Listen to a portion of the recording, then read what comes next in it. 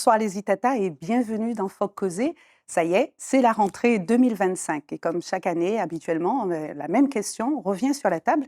Qui éduque véritablement nos enfants? Est-ce que c'est la famille avec ses valeurs, ses principes, ses normes ou encore l'école qui transmet plus que du savoir, qui transmet, on le sait, qui transmet un vivre ensemble et une certaine discipline? Alors la question, elle est aussi complexe pour nous qui avons une histoire, notre société a cette histoire a laissé des traces, hein, dans notre société et aujourd'hui, certains parents estiment que, ben oui, l'école doit tout faire et d'autres parents estiment: «Non, non, l'école, le système, l'institution scolaire ne prend pas assez en considération, nos réalités locales». Alors, ici, aujourd'hui, en 2025 en Martinique, qui éduque vraiment et surtout, qui a la responsabilité légitime et principale d'éduquer nos enfants et comment faire pour avancer ensemble, main dans la main, famille et école, pour le bien-être de ces mêmes enfants. Alors, avec nos 4 invités, nous allons tenter de répondre à toutes ces questions. D'abord, je voudrais vous remercier, hein, tous les 4 d'être là en cette période de rentrée. Alors, je vais vous présenter, on va commencer avec vous, Madame Mélissa Adracé Oyufat. Merci à vous d'être là. Alors, vous avez choisi de répondre favorablement à mon appel à témoins en tant que Sûr. maman et surtout en tant que parent d'élèves. Donc, vous êtes hôtesse de l'air et vous avez 2 enfants, donc 14 ans, donc une adolescente, c'est C'est ça. ça? Et un jeune garçon de 9 ans. Alors, vous allez nous dire un petit peu tout à l'heure, votre traversée, votre expérience avec l'école et l'expérience des enfants, comment ça s'est passé. Mais d'abord, pourquoi c'était important pour vous de participer à cette émission? Alors, pour moi, il était important, en fait, de pouvoir, apporter, de montrer un petit peu, les valeurs, hein, que tout parent véhicule à ses enfants et puis, de pouvoir, partager aussi cette expérience, de préparer la rentrée avec les enfants pour leur donner aussi l'envie, eux, d'appréhender, de la façon la plus sereine, hein, la prochaine rentrée scolaire en tout cas et que l'année puisse se passer, le mieux que possible. C'est ça, on tentera de Voilà. répondre ensemble à la question. Est-ce que vous pensez qu'à la maison, c'est vraiment vous qui avez le dernier mot, le fin mot, ou est-ce que c'est l'école à la maison? Vous nous direz. Ou encore, on verra s'il y a d'autres intervenants dans cette éducation. Nous chercherons à savoir. En face de vous, Mélissa, nous avons Monsieur Montanus-Thierry. Bonsoir et Bonsoir. merci d'être là de nouveau. Donc, vous êtes CPE du lycée Acajou et vous représentez évidemment tout ce qui est l'école aujourd'hui. Alors, si vous deviez répondre à la question, selon vous, qui aujourd'hui pèse le plus dans cette éducation dont nous parlons? Mon avis, c'est l'éducation se fait en complémentarité. À la fois, je crois que la famille, c'est la base. L'école vient compléter ce que la famille apporte. Mais on a en même temps, dans notre époque, des supports numériques qui viennent un petit peu brouiller le message parce que l'école n'a pas toujours les moyens d'éduquer à l'esprit critique de Mhm. façon suffisante pour permettre aux élèves de faire le tri entre ce qu'est le réel et ce qu'il faut utiliser finalement pour pouvoir avancer. Mais de mon point de vue, on ne peut pas dire que l'éducation repose sur un seul pilier. Il D'accord, y a le pilier parental qui est fondamental, c'est clair. qui est la souche, la matrice. Et puis, il y a ce que l'école apporte, parce que finalement, quand on regarde bien, les élèves passent beaucoup de temps à l'école.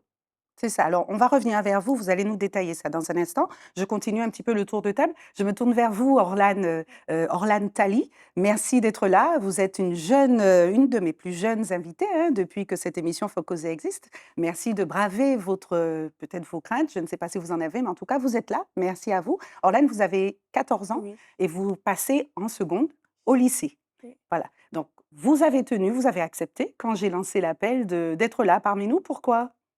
Parce que je voulais, transmettre ce que moi je ressens en tant qu'élève, en tant que ancienne collégienne et du coup nouvelle lycéenne Mhm. et montrer ce que les enfants aussi vivent de l'école, les parents et cetera. C'est ça. Parce qu'on fait souvent des débats, on parle de vous, mais vous êtes pas souvent associés à ces débats.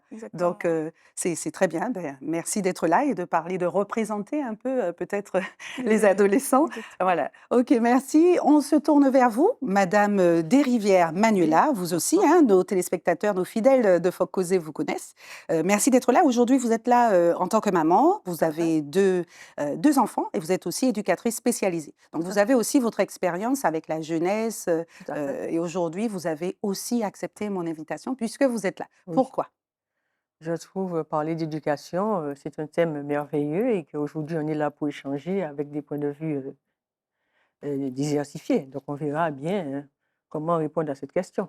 D'accord. Alors, tout de go, on va commencer, hein. Ma première question est pour vous, mais c'est une question transversale pour tout le monde. Monsieur Montanus a commencé à y répondre. Selon vous, aujourd'hui, avec tout ce qui intervient, Monsieur Montanus l'a dit, dans l'éducation de nos enfants, vous qui êtes éducatrice spécialisée, pouvez-vous nous préciser justement votre point de vue, l'école ou la famille? Qui a le plus d'impact sur la croissance émotionnelle, sociale, etc., d'un jeune aujourd'hui?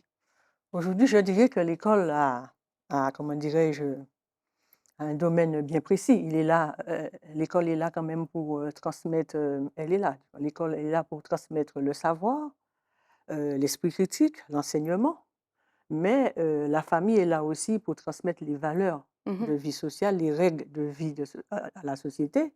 Mais aujourd'hui, la famille ainsi que l'école sont en co-éducation, d'où l'enjeu du partenariat pour pouvoir bien donner aux enfants les valeurs pour être dans une bonne citoyenneté, pour devenir des hommes et des femmes de demain.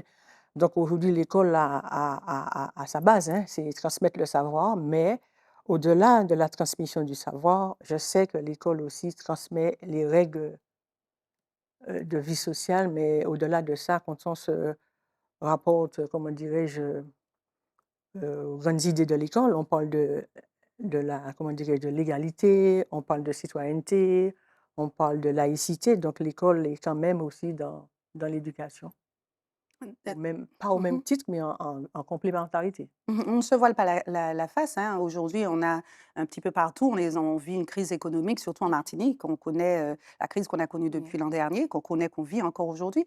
Est-ce que, selon vous, tous ces problèmes-là que font face les parents, est-ce qu'ils ont suffisamment d'outils aujourd'hui, en tant qu'éducatrice spécialisée, en tant que maman aussi surtout? Oui. Est-ce que nous, nos familles, nos parents sont suffisamment équipés pour pouvoir, éduquer les enfants comme il faut? Est-ce que c'est la même chose qu'il y a 20 ans, 30 ans?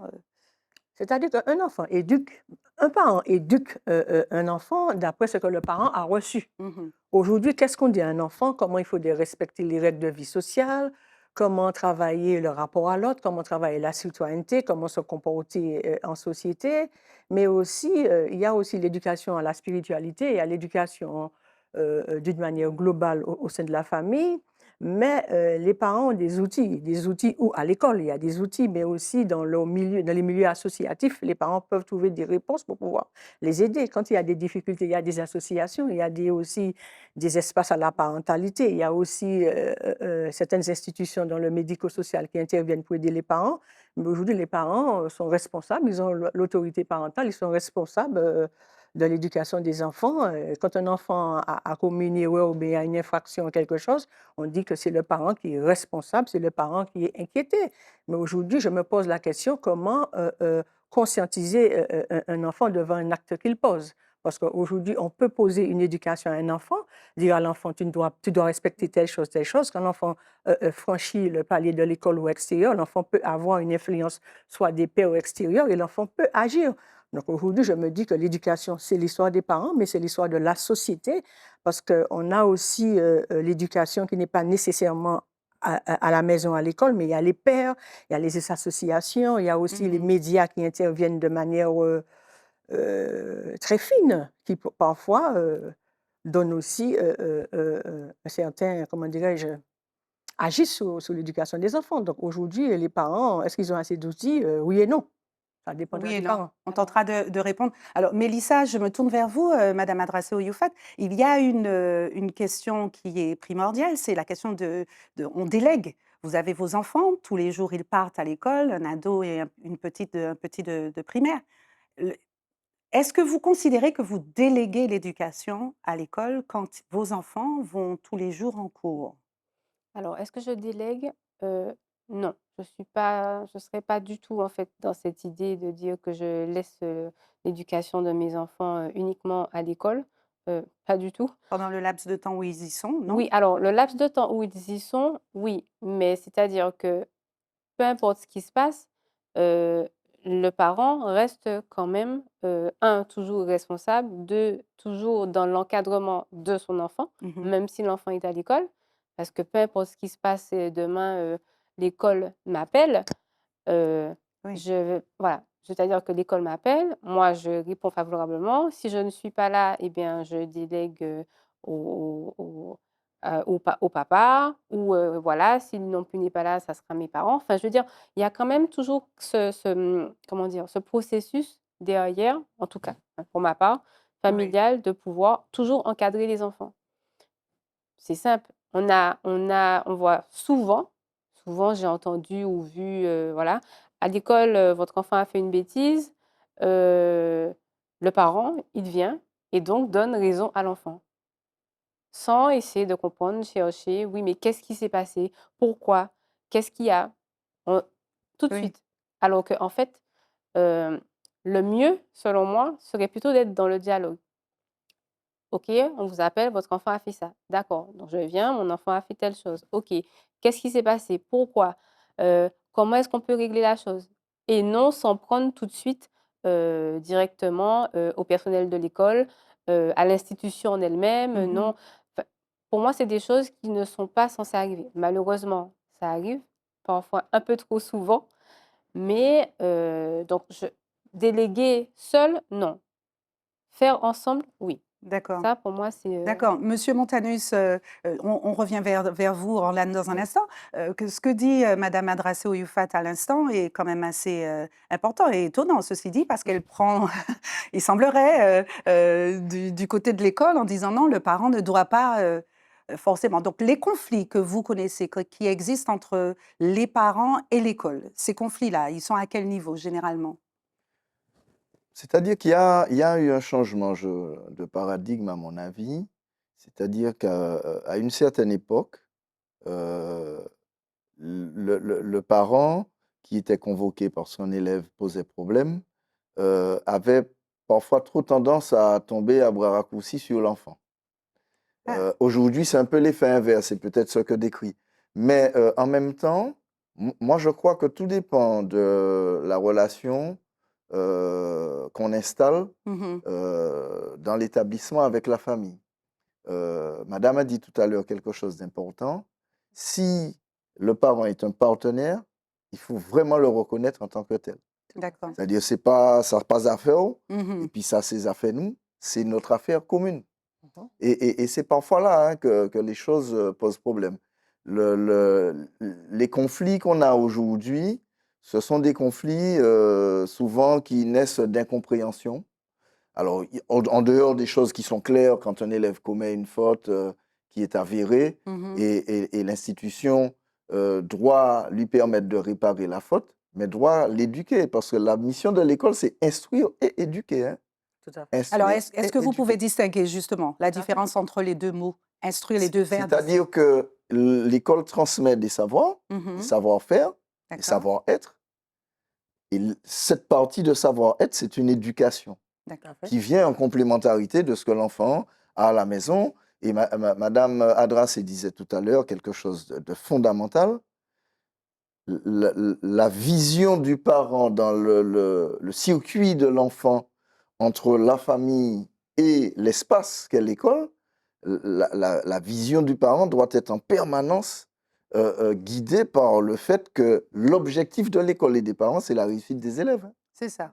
Voilà, bon, donc après, on peut y mettre ce qu'on veut, mais en réalité, moi, je crois que les conflits sont désamorcés quand le discours des éducateurs de l'école et la compréhension du parent dans la démarche qu'on vient de mettre en place pour faire réussir l'élève, une fois que ces choses-là sont bien en phase, bon, on arrive à avancer, hein. Moi, je crois que c'est quand même quelque chose de complexe parce que les valeurs de la famille sont des valeurs qu'on ne peut pas remettre en question à l'école. Et pourtant, ça arrive assez Le souvent. rôle de l'école, Mhm. c'est pas de faire des robots, c'est de donner des outils aux Ok. élèves pour qu'ils puissent décider par eux-mêmes, C'est ça. qu'ils puissent comprendre. Et je vais même loin, en tout cas c'est mon point de vue, c'est même de les préserver de la pression parentale. Dans le sens Mhm. où l'élève doit comprendre que parfois un parent qui est trop prégnant auprès de lui, c'est parce qu'il lui veut du bien, peut-être maladroitement. Parce que Mhm. moi, j'ai eu des parents des fois qui venaient tous les jours surveiller ce que les enfants faisaient. Ah Donc oui. ça prouve qu'il y a un manque de confiance Mhm. et l'enfant peut vivre ça très très mal.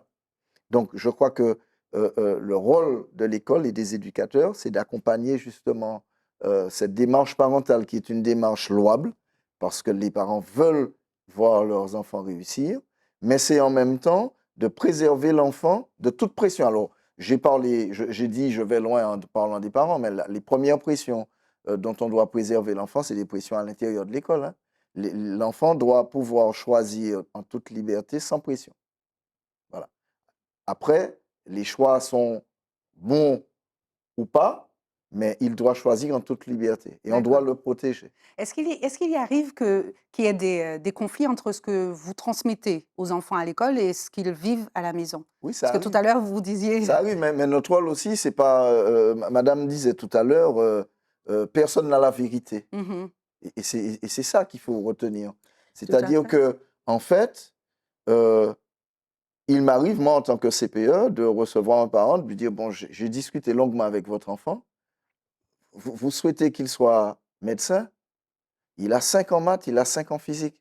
Lui, il a envie de faire autre chose. Mais comme vous lui imposez de faire des Mhm. maths et de la physique, donc il ne veut pas vous faire de la peine, il ne veut pas. Et peut-être qu'il peut s'épanouir dans tout à fait autre chose. Ah, vous vous retrouvez très souvent médiateur entre les deux, en fin de Absolument. compte.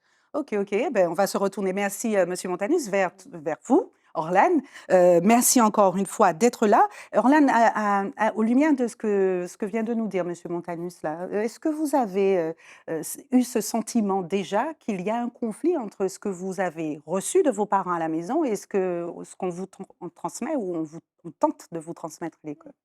Alors pour moi, personnellement, ce qu'on m'apprend au niveau parental et ce que j'apprends à l'école, ça Mhm. n'a rien à voir. C'est-à-dire? Personnellement, ça n'a rien à voir puisque les parents apprennent dès le plus jeune âge à l'enfant, il éduque, il apprend comment parler, le respect.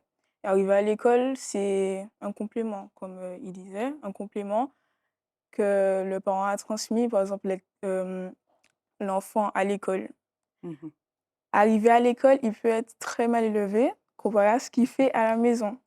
Et et il y a des parents qui n'arrivent pas à comprendre que leur enfant est mal élevé à l'école et le parent ne comprend pas pourquoi il devient mal élevé à l'école et pas dans la maison avec les parents. Et aussi je voulais dire, que je voulais dire? Qu'à l'école, on nous apprend aussi les matières, maths, SVT, physique, chimie, mais aussi la vie en société. Vivre en Mhm. société, la citoyenneté, comme elle disait. Mhm. En EMC, par Le exemple. vivre ensemble. Oui, voilà, le vivre ensemble, exactement, pardon. En EMC, on nous apprend le vivre ensemble, la citoyenneté, comment parler avec respect, comment respecter les autres. Mhm. Puisque à l'école, il y a énormément de manque de respect. Ça, je voulais le dire, il y a énormément de manque de respect. Entre qui et qui? Entre les élèves avec les élèves, les profs avec les élèves avec les profs, Ah oui. oui, le personnel de l'établissement, Mhm. les élèves avec le personnel de l'établissement, pardon. Mhm. Il y a certains élèves qui se permettent un peu. Par exemple, il y a certains profs qui sont très gentils et Mhm. que les élèves vont profiter sur la gentillesse du prof à parler mal, etc. Ça devient pesant, un peu. Puisque le professeur reste humain, c'est un humain, donc ça devient un peu pesant. Mais sinon, Alors, voilà. j'ai une question qui me vient. Quand vous dites que les parents ne veulent pas croire que leur enfant est... On l'a entendu, Mais Madame écoutez, Desrivières, Monsieur Montanus, les parents qui disent, mais mon enfant, c'est pas mon enfant qui a fait ça. Non, non, non, non, non. Donc, on voit une différence mais entre c'est tout à l'enfant fait devant son papa pas. ou sa maman et l'enfant qui est à l'école, hein, Mais c'est Monsieur normal. Montanus, vous nous direz. Mais C'est normal pour oui, vous. Expliquez-nous pourquoi. au sein du domicile, on a quand même l'autorité On a les parents qui mettent en place des règles de vie sociale. Mhm. Tu fais telle chose, telle chose, telle chose. À l'école, l'enfant rencontre ses pairs, ses amis. Donc, l'enfant s'ouvre à l'autre. L'enfant peut adopter un comportement en suivant ses copains et ses copines. On est en classe, on est avec ses amis, on va monter sur la chaise, on va monter sur la table, on va injurier, on va s'amuser. On est dans la cour de récréation, on est avec les pairs. On n'est pas à la maison. Au On sein est- de Au sein l'établissement. de l'établissement, on peut s'octroyer un comportement qui ne soit pas nécessairement... Alors, vous validez ça ou vous... non, je dis que c'est un constat. Ce sont des choses qui arrivent. Je reviens sur les règles de l'école. On parle de laïcité, on parle de liberté, on parle d'égalité, on parle de citoyenneté, on parle aussi le côté récompense, etc. Quand on parle de citoyenneté, c'est pour que l'enfant soit une femme, un homme de demain. Mhm. Quand on parle comment dirais-je, de fraternité, donc on est aussi dans les règles de vie sociale qui a le lien avec la famille. Comment se comporter, comment dire bonjour, comment dire merci, comment respecter son camarade, comment respecter l'autre. L'enfant a ses valeurs au sein de la maison. Mais au-delà du domicile, on a d'autres institutions quand même, qui transmettent l'éducation. On a aussi l'éducation religieuse, on a l'éducation sportive. Oui, madame. On a tous ces paramètres-là qui vont former l'éducation des enfants. Mais un enfant qui est à la maison, qui est un petit peu, pas bridé, mais qui a les règles assez rigides ou bien qui a une éducation assez ferme, l'enfant arrive à l'école, l'enfant peut se lâcher. Je ne dis pas que l'enfant a le droit, mais l'enfant peut se lâcher et s'amuser. Est-ce que... Donc, je vous interromps parce que je vois aujourd'hui, monsieur Moutalis à côté. l'enfant que c'est ça, mais l'enfant est un vivant quand même. L'enfant a le droit de s'amuser, etc., etc. Ah, il a le droit d'injurier, de monter sur la chaise. Madame, s'il vous plaît, ce n'est pas ce que j'ai dit. C'est ce que vous avez dit. C'est ce que vous avez dit. Alors, monsieur Montanus, madame Desrivières, oui, c'est qu'on l'a entendu. On l'a entendu. C'est très important qu'il réagisse tout de suite sur ce que vous venez de dire, monsieur Montanus, en tant que CPE. Non, moi je crois que... Alors, je partage pour partie ce que dit Madame Desrivières, dans le sens où un enfant, tant qu'il est dans un cadre contraint, parce qu'avant, l'école était le prolongement du cadre contraint, parce qu'on frappait les enfants à l'école aussi. Hein. Oui, oui, absolument. Attention, hein. Oui. C'est-à-dire que l'enfant avait la même pression avant. Quand il arrivait à l'école, c'était BCSIO, etc. L'école est devenue davantage un espace de liberté et de responsabilité, dans le sens de la citoyenneté. Et donc, forcément, parce que ce n'est pas général, ce que tu décris, c'est vrai, c'est une réalité. Il y a des élèves qui manquent de respect aux adultes. Il y a des parents qui disent « c'est pas mon enfant qui a fait ça, c'est pas possible ». Mais il y a aussi des élèves qui respectent les règles. Hein. Absolument. Parce que ceux-là, il ne faut pas qu'on les oublie. Ceux-là, quelle est la majorité? Ceux-là, ils arrivent avec la bonne matrice d'éducation parentale. Est-ce que c'est la majorité? Qui n'a pas été érodée par les comportements des pères. Monsieur Montanus, etc. je me permets, est-ce que c'est la majorité, ça? Il faut qu'on sache où on se trouve. La majorité des élèves a un comportement correct. On a une minorité d'élèves qui pourrissent un petit peu l'ambiance et souvent on ne retient que cela. Alors ceci dit, il est important qu'on ait une action en direction justement de ceux. Moi j'ai l'habitude de dire à mes élèves, moi, si on m'annonce que j'ai un membre qui est pourri et qui risque de contaminer mon corps, je préfère qu'on me le coupe. Eh bien, moi, mon rôle en tant que CPE, quand je suis dans l'accompagnement d'un groupe d'élèves, c'est de protéger ceux qui sont là pour respecter les règles en priorité. Et c'est d'accompagner ceux qui n'ont pas encore compris ce qu'on attend d'eux à atteindre justement le niveau, j'allais dire, de participation qu'on attend d'eux. Mais tout ça, c'est très complexe parce que ça rentre aussi avec, j'allais dire, les éléments qu'a abordé Madame sur le fait que l'élève qui arrive dans un établissement scolaire, il arrive avec aussi des velléités, il arrive aussi avec un parcours, etc. Et est-ce que nous avons toujours les moyens de prendre en compte l'élève dans sa globalité? Non. Voilà. Donc souvent, est-ce qu'il arrive que des enfants quittent l'établissement en finalité sans avoir réussi à comprendre et à garder cette discipline-là que vous avez tenté de transmettre. Très bien. Alors, Madame Mélissa, Madame Adrassé au UFAT, je me tourne vers vous. Est-ce que vous avez déjà ressenti un décalage avec vos enfants dans votre expérience de maman, de parent d'élèves, entre ce que vous avez, vous, enseigné et ce que vos enfants reviennent à la maison vous disant: «Maman, l'école nous a dit ça, ça, ça, il y a eu tel cours, l'enseignant a dit ci, dit ça», et puis que vous ayez eu à rectifier? Rectifier. Non, alors pour l'instant, j'ai pas encore eu ce cas, mais bien heureusement. Mais alors moi je dirais plutôt que c'est vrai qu'il y a des enfants comme, madame disait qui arrivent et qui sont assez, je dirais influençables, si je peux dire ça comme ça. C'est ça. Ça reste plutôt de l'influence, Des pères, oui. voilà, des pères, malgré, tout le bon vouloir et le bien faire des parents. Donc à ce moment-là, c'est aussi aux parents, hein, quand on lui fait savoir que bon, ben, écoutez, votre enfant, finalement, il n'est pas ce qu'il est à la maison, il ne reflète pas, ce qu'il est vraiment à l'école ou son attitude, je dirais, en tout cas à l'école.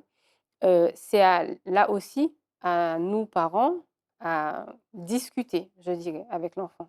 Alors je ne suis pas non plus, pour, je dirais, les punitions à outrance, ou, l'éducation un peu trop autoritaire mais ça serait peut-être plus dans le dialogue. Moi je dirais, voilà, savoir, mais à la maison tu es comme ça, à l'école, pourquoi? Mais pourquoi tu suis? Oui. Donc c'est plutôt ma théorie. Après, est-ce que c'est la meilleure? Je ne sais pas. Certains peut-être diraient: «Non, pas du tout, bon voilà, il faut être, c'est comme ça, il faut suivre les règles à la lettre». Alors oui, on a tous des règles, hein, mais la communication, en tout cas avec les enfants, c'est important. Quel que soit l'âge, la communication avec les enfants, pour moi, ça reste, Avec le parent, Important, oui, primordial, la oui. parents communication. notamment. Alors Orlane, avez-vous l'impression que l'école vous prépare à la vie de demain? Ça dépend du personnel de l'établissement. Parce qu'il y a certaines personnes, par exemple les CP, les surveillants, les profs, il y a certains qui vont nous apprendre la vie, ils vont nous orienter. Donc comme j'étais en Mmh. troisième, il y a certains professeurs qui m'ont orienté pour mon lycée, pour mes études d'après le lycée.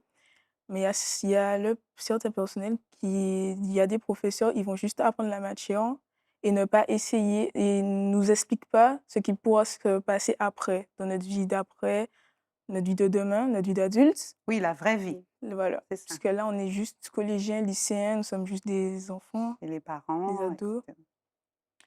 Et oui, j'aurais dit que ça dépend du personnel de D'accord. l'établissement. Monsieur Montanus, la vraie vie, c'est le rôle de l'école ou pas? Bien sûr, c'est aussi le rôle de l'école. Et je partage tout à fait ce qu'elle dit. Il y a des enseignants qui viennent juste faire leur taf. Voilà, ils viennent travailler, transmettre. Et puis, il y a encore beaucoup d'enseignants, heureusement, qui viennent à la fois pour transmettre, mais qui viennent pour accompagner la transmission. Euh, euh, j'ai envie de dire que euh, il y a de la place pour les parents dans l'école. Il faut que cette place soit occupée pour qu'on puisse La mener à bien ce travail-là. coparentalité. Absolument. Et puis, il y a aussi la parole des élèves qui doit être entendue de plus en plus, et c'est le cas, hein, parce que de plus Il y en a plus, d'accord. les élèves participent aux décisions qui sont prises Vous confirmez, dans les Orlane? établissements scolaires à travers le conseil de la vie collégienne en collège, le Mmh. conseil de la vie lycéenne en lycée, et c'est L'association très des parents important. d'élèves. Et puis, bien entendu, les parents qui jouent un rôle fondamental. Et à partir du moment où on a compris que c'est quelque chose qu'on fait ensemble, alors évidemment, l'attente des parents, sur certains points, n'est pas celle des éducateurs. Un éducateur, ce qu'il veut, en tout cas un enseignant, il veut pouvoir faire son cours tranquillement. Donc s'il a 30 élèves, s'il y en a deux qu'il juge perturbants pour la bonne tenue de son cours, il a envie de s'en séparer. Et le rôle de l'école, c'est de faire en sorte que ces deux-là, qu'on puisse les garder jusqu'au bout. Alors vous faites, juste aujourd'hui encore, Oui, permanence? Ça oui. existe? Ah oui, ça existe. Alors, aujourd'hui, Oui, je parle de ce que j'ai connu oui, quand oui, non, j'étais mais ça jeune. existe.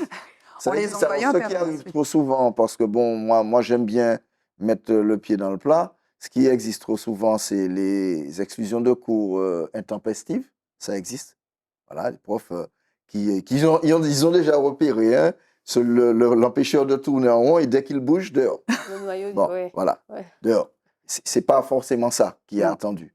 Mais en même temps, il faut comprendre, et c'est le sens de ce que je disais tout à l'heure, hein, protéger la majorité.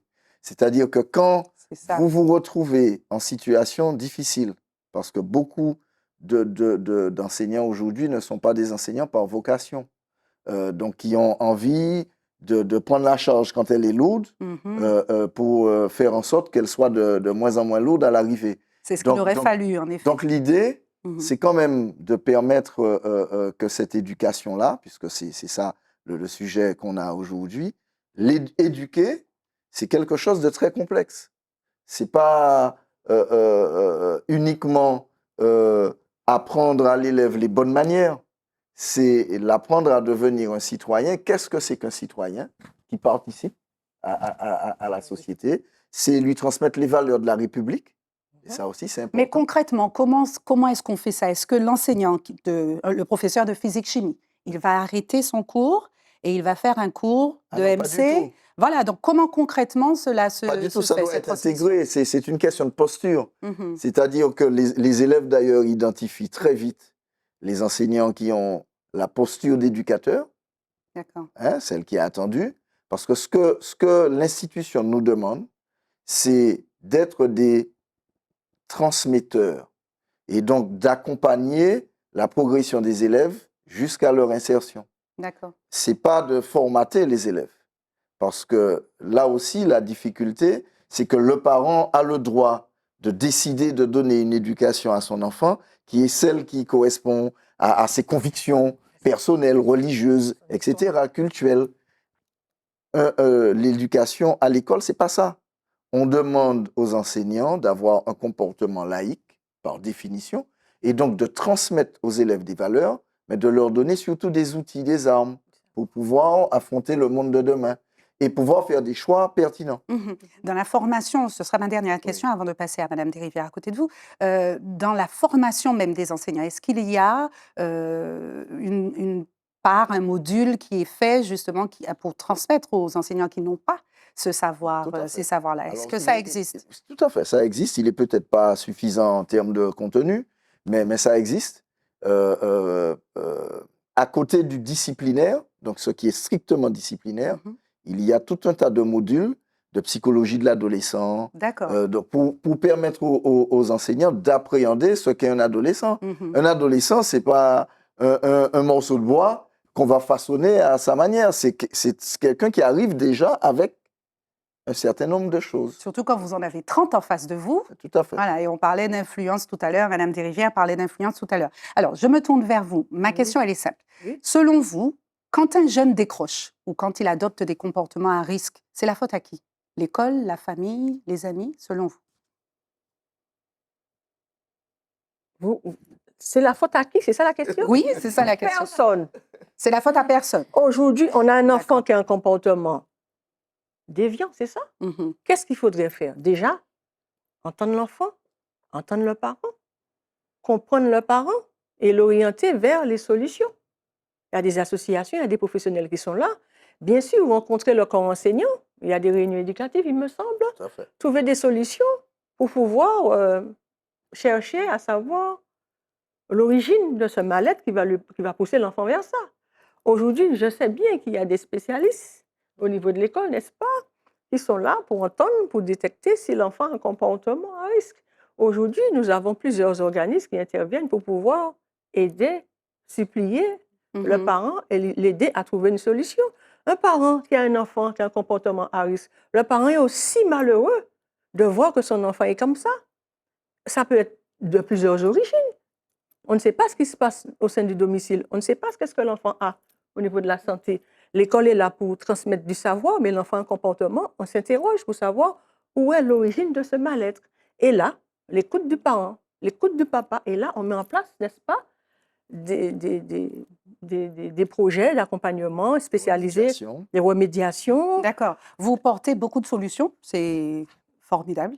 Maintenant, ma question, je reste sur cette question. Selon vous, quand un enfant dévie, la question est pour tout le monde, hein, c'est la faute à qui? Il y a bien, vous parliez d'origine, il y a bien quelque chose qui a, vous allez me dire, c'est Il peut y avoir plusieurs facteurs, à voilà. mon avis. Il y a plusieurs facteurs. Euh, L'école met énormément de moyens dans la lutte contre le décrochage scolaire. Ça, il faut le reconnaître. Oui, Aujourd'hui, d'accord. euh, il y a plusieurs facteurs. Il y a des élèves qui décrochent parce que ils n'ont pas une habilité scolaire très développée. Ils ont plutôt envie d'être le plus rapidement possible Dans au la vie travail, active, dans la vie active. Donc, Mhm. ils privilégient des dispositifs d'alternance, etc. Il y a des élèves qui n'ont pas l'orientation qu'ils avaient souhaitée et qui parfois s'ennuient. Et donc, ça développe effectivement l'oisiveté et l'envie plutôt de se soustraire. Oui, Mais aujourd'hui, quand je parle de moyens, il y a des moyens d'accompagnement qui sont conséquents. Il y a des possibilités qui sont offertes aussi à l'élève de se raccrocher. Euh, mais effectivement, on a de plus en plus, et ça c'est peut-être aussi la société, Mhm. hein, c'est un fait de société, on a aussi beaucoup de découragement, je trouve, plus facilement. Les élèves se découragent beaucoup plus vite aujourd'hui quand ils n'arrivent pas à avoir les résultats escomptés tout de suite. D'accord. Et ça, il faut travailler Nos à jeunes sont dépressifs, peut-être plus fragile. plus fragiles. Vous disiez que vous n'aviez pas fini. Allez-y. Alors, vous disiez, est-ce que, à qui la faute quand l'enfant Mhm. a un comportement? Donc, Oui. aujourd'hui, quand un enfant a un comportement déviant, on se dirige vers le parent. Votre enfant, donc vous avez la responsabilité parentale, l'enfant a un comportement déviant à l'école, l'enfant a fait telle chose, Mhm. donc l'enfant a fait une infraction, etc. Donc, c'est le parent qui est inquiété. Donc, aujourd'hui, je me pose la question, comment aider un enfant à conscientiser l'acte qu'il pose? Parce qu'un parent ira travailler soit à l'éducation nationale, soit à l'aéroport, soit dans la maçonnerie, n'importe quel domaine, il dépose son enfant à l'école avec toutes les bonnes intentions, mais l'enfant va poser un acte, comment dirais-je, un acte qui est vraiment à l'encontre d'un camarade, à l'encontre d'un enseignant. Le parent dira, oh là, le parent peut être surpris.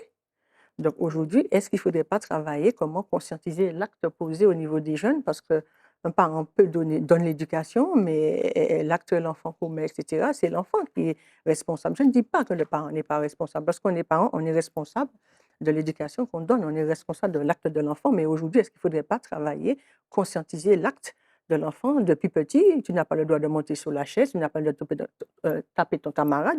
Dès la maternelle, dès la crèche, commencer à expliquer le respect de l'autre pour pouvoir grandir progressivement à Mhm. la sixième, à la cinquième, pour avoir une forme de tolérance. Donc aujourd'hui, cet item m'interpelle. Comment faire un jeune adolescent conscientiser l'acte qu'il Mhm. pose, soit par le jeu, soit par des questions diverses, etc., au sein de l'école, pour pouvoir le rendre plus fort, plus conscient des enjeux. D'accord. Alors, je pense que c'est important. Totalement, tout à fait. Nous allons tout de suite passer à la tribune digitale. Le temps passe si vite. À tout de suite.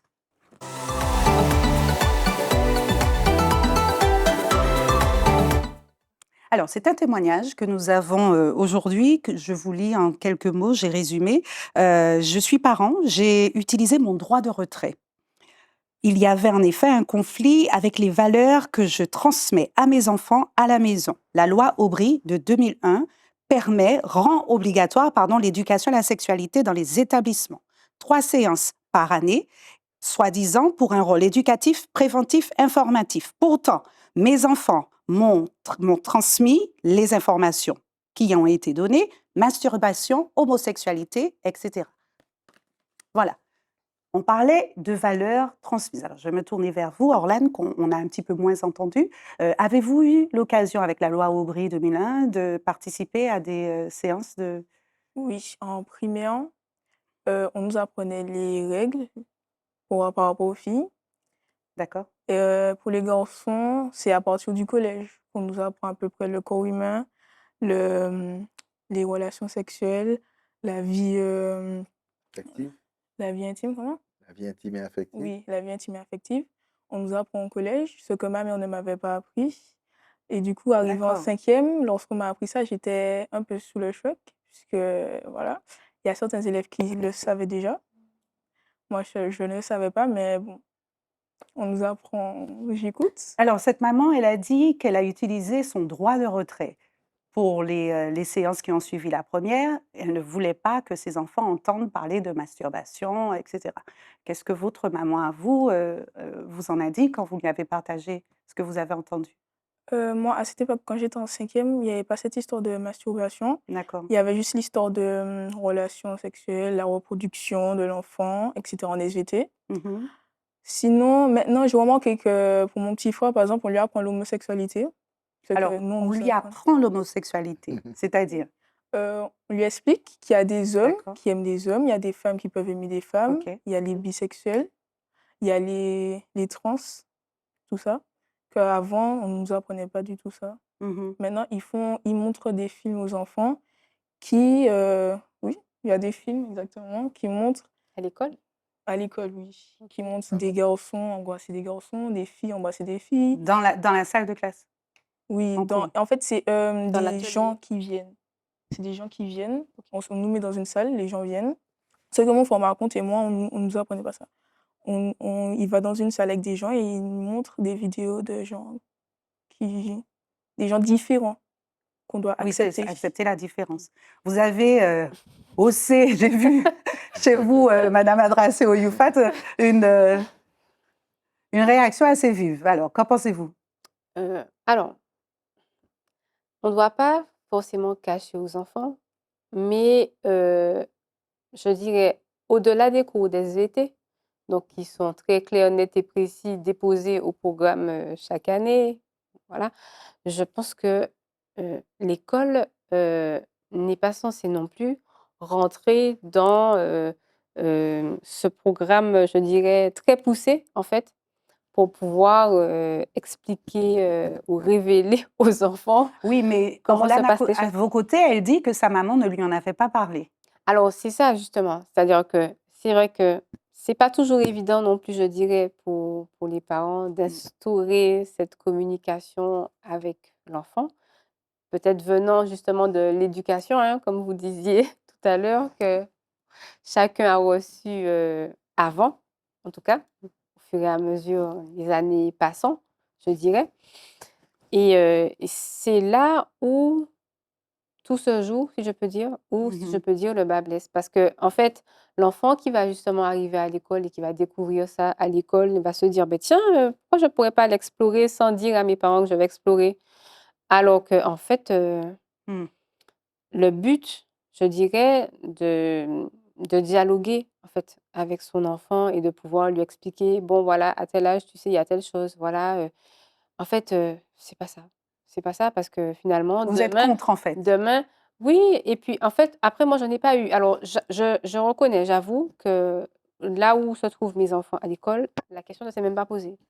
Oui, c'est pourtant C'est obligatoire, à hein, Oui, mais Monsieur Montanus? pourtant, voilà, l'école, je pense, enfin l'école Ou en elle-même, peut-être que vous ne le c'est savez des pas, hein?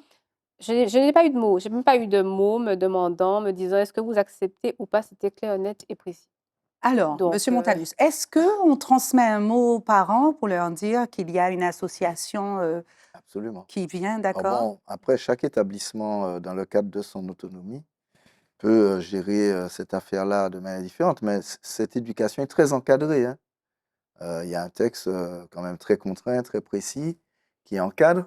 Moi, la question que j'ai envie de poser, c'est que, bon, il me semble qu'il faut quand même trouver un espace à l'école pour renforcer l'acceptation des différences. Et c'est mon sentiment, c'est qu'aujourd'hui, les élèves sont beaucoup plus tolérants les uns avec les autres. Moi, quand j'étais collégien, quand j'étais lycéen, dès qu'un élève était un peu différent, parfois infirme, il était la risée de tout le monde. Aujourd'hui, les élèves acceptent plus facilement les élèves différents. C'est même solidaire. Absolument.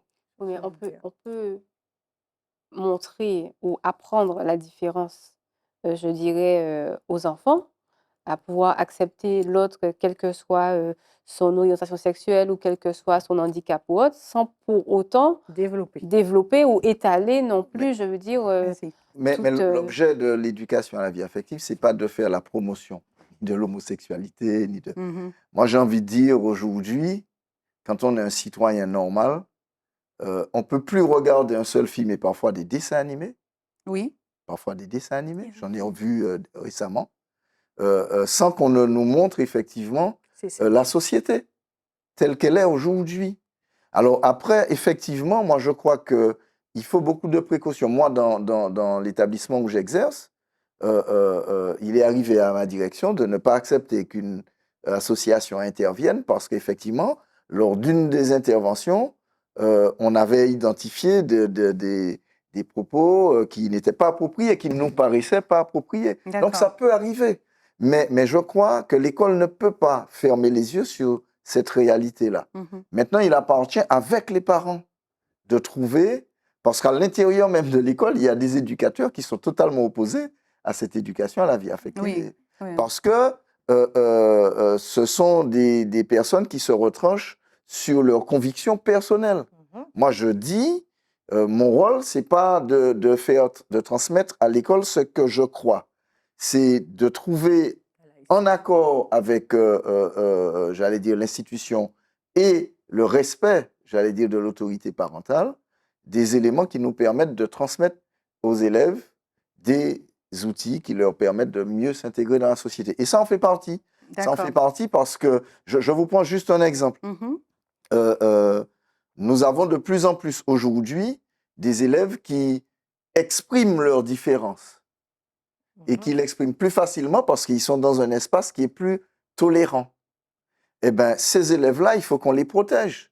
Parce qu'à côté d'eux, il y a encore des jeunes, des enfants qui arrivent avec des visions parentales d'exclusion, de refus, et qui, à la limite, sont une menace pour l'intégrité de ces enfants-là. Ils sont parfois harcelés, Parfois. rejetés. Alors Et, justement, et qu'en parfois de pensez-vous façon intempestive. Qu'en pensez-vous? Parce que, comme je disais, j'ai résumé un peu le témoignage de ce parent, de cette maman, mais elle expliquait que son enfant lui a dit que l'enseignant les autorisait et leur demandait de se toucher pour la masturbation, Ah ouais. pour apprendre à découvrir leur corps. Ah bon? Mhm.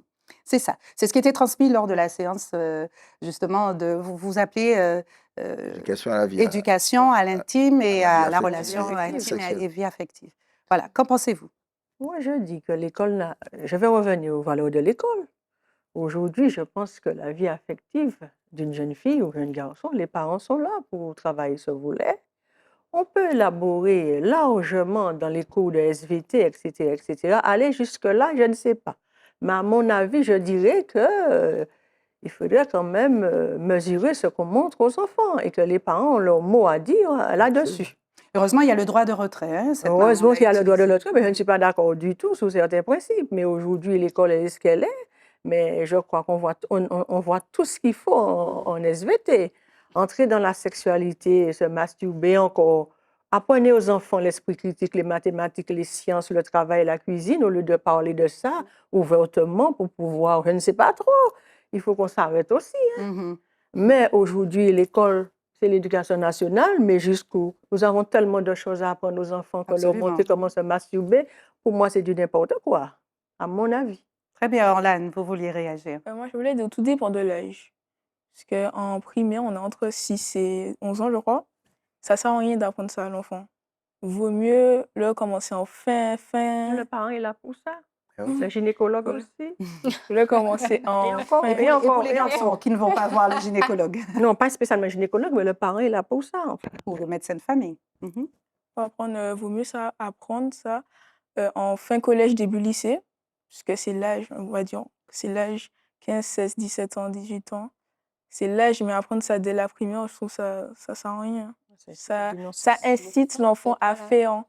Exactement. D'accord. Je sais pas. D'accord. Alors, on va passer à la dernière question avant notre conclusion. On va parler des réseaux sociaux. On a beaucoup parlé de la famille et de l'école, mais il y a un autre élément dont il faut tenir compte, ces réseaux sociaux, TikTok, pour ne pas le citer, notamment Instagram et les autres, qui influencent énormément nos enfants. Où se trouve la place des réseaux sociaux, selon vous, entre la famille et l'école? La question est pour vous quatre. Personnellement, Absolument, oui. j'aurais dit où se placent les réseaux sociaux. Oui. Est-ce entre que les 2. les réseaux sociaux aujourd'hui ont plus d'impact que ce que transmet le parent ou ce que transmet à l'école Il y a certains l'enseignant? parents qui interdisent leur enfant de regarder les réseaux sociaux. Pourquoi? Parce qu'il y a des trucs, qui sont pas très, voilà, pour leur âge. Recommandable. Voilà, pour leur âge. Très adapté. Voilà, très adaptés pour leur âge, exactement. Mais il y a certains enfants qui n'écoutent pas, qui, comme ils voient leurs camarades faire, ils veulent faire, du coup ils font. Par exemple, ils peuvent aller dans les toilettes de l'école, regarder les réseaux sociaux, regarder ce qu'il ne faut pas regarder. Et au final, ce que les parents disent, c'est comme s'ils le jettent à la poubelle et ils le font à l'école. Voilà. Et l'école C'est ne le ça. voit pas, puisqu'ils le font en cachette. Ni les parents. Exactement. Madame Donc, Adrasso Youfat, qu'en ok. pensez-vous, les réseaux sociaux? Vos enfants, Alors, vous laissez le droit à vos enfants 9 ans et 14 ans d'aller sur les réseaux sociaux? Ils ont une tablette, un téléphone? alors oui, bon, ma fille a 14 ans, donc elle a un téléphone, une tablette, bien sûr, il y a le contrôle parental, hein, dessus. Courtement, parce que le Voilà. temps court. Après, bon, c'est vrai que alors, moi, je dirais la place je laisse pas trop de place non plus aux réseaux sociaux. Bon, malheureusement, on vit avec notre temps, donc les enfants vivent aussi avec leur temps. Oui, Mais, à nous, parents, derrière, de toujours ramener, en fait, l'enfant à la réalité, je dirais. d'accord. Monsieur Montanus, ça vous arrive souvent de prendre des téléphones en plein cours? J'imagine que oui. Non, Non? non. Ah oui, On a des dispositifs. On est d'accord. obligé aujourd'hui de mettre en place des dispositifs pour les élèves qui l'utilisent à l'excès. Donc, en principe, enfin, dans mon établissement, les téléphones portables doivent être éteints et mis dans le sac pendant D'accord. chaque séquence pédagogique. Donc, comme un certain nombre d'élèves respectent ça, donc ça permet de régler le problème. Et moi, ce que je crois, c'est que le gros danger avec les réseaux sociaux, c'est que tout le monde est spécialiste de tout sur les réseaux sociaux. Mhm. Et c'est l'intérêt encore plus de la coéducation entre les parents et l'école, c'est justement de permettre de lutter contre ça. Il faut que les élèves arrivent à comprendre qu'il faut faire un tri dans les informations. Parce que vous voyez bien aujourd'hui ce qui se passe. Beaucoup de gens affirment sur les réseaux pas beaucoup sociaux de un temps. certain nombre de choses qu'ils ne Mhm. maîtrisent absolument pas. C'est ça. Madame Desrivières. Je dirais que les réseaux sociaux sont là, on ne peut pas vivre sans ça. Aujourd'hui, il y a des applications comme Family Link qui est un outil qu'on peut offrir aux parents pour limiter le temps. Et puis, quand le parent joue le jeu, ah, tu as regardé ça sur TikTok, eh bien, montre-moi, qu'est-ce que c'est? Ah bon, rentrer dans le jeu tout en étant dans le partage, tout en conseillant l'enfant. Parce qu'on ne peut pas passer outre les enfants. Vous allez prendre sommeil à 21h, 21h30, l'enfant est déjà dans toutes sortes de choses, vous n'avez rien vu, oui, maman, etc. Donc, il est important de limiter, mais d'entrer dans cet univers de médias Mhm. pour pouvoir comprendre et aussi conseiller. Mais aujourd'hui, c'est quand même un apport important, les réseaux sociaux, mais comment protéger l'enfant qu'il ne soit pas addict aux jeux vidéo, qui rentre dans l'agressivité, TikTok, les jeux avec des adultes en ligne, etc., où l'enfant peut être avec un malade, hein, Ouais, bien sûr. etc. Oui, Donc, oui, comment protéger? Donc, être en proximité, en communication avec l'enfant et aussi travailler ensemble avec le parent pour que l'école soit aussi un Ce lieu sera votre d'échange. conclusion, Un lieu Madame, d'échange. Madame Desrivières. Allez-y à la conclusion. Selon vous, répondez à la question. Je dirais que Parents et, je dirais que la famille est là pour pouvoir d'accord. donner les valeurs essentielles, mais l'école est là pour pouvoir transmettre le savoir. Mais l'idéal, c'est de faire un pont, une passerelle pour travailler en solidarité, parce que en tant que parents, en tant qu'école, ils veulent le bien-être des enfants, travailler en Absolument. solidarité, dans la coéducation. Super. Merci, monsieur. Oui, je partage totalement ce que Madame vient de dire. Le rôle de l'école, Courtement. c'est pas de faire à la place des élèves, c'est de leur faire une place. Mhm. Et en leur faisant une place, effectivement, on crée un espace où ils peuvent mieux comprendre les enjeux. Très belle formulation que je vais oui. retenir. Toujours en les accompagnant, je rebondis, Oui. effectivement sur ce que disait monsieur et madame, hein, voilà, de rentrer vraiment dans leur univers tout en leur montrant que, voilà, Les limites, voilà, les les limites. dangers. Ça, c'est réel, ça, c'est du danger. Attention, si tu fais ça, tu D'accord. vas là. Orlane, votre Euh, conclusion rapidement, hein, très Pour rapide. moi, le parent apprend les bases et à l'école, c'est juste une continuité. Donc, c'est les deux Sont complémentaires. complémentaires. L'école est complémentaire des parents. Super. Ben, merci à vous quatre d'être venus. Très beau débat. Merci à vous quatre. Et vous, j'espère que ça vous a plu. Vous l'aurez compris hein, avec tout ce que nous avons dit. Aujourd'hui, nos enfants, entre TikTok, l'influence des camarades pour monter sur les chaises et autres, nos enfants ont plus de coachs que les athlètes olympiques. Bon, écoutez, on est là pour leur bien. On fera au mieux. Nous faisons confiance à ce que nos parents nous ont transmis. À très bientôt.